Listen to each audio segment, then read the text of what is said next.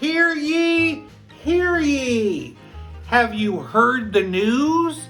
Today is National Sloppy Joe Day, and have I got a good one for you. I'm making beer, bacon, and cheese sloppy joes. Heat up a skillet. We're gonna cook a chopped onion. I've added about 1.5 pounds of ground meat that I'm cooking with those onions.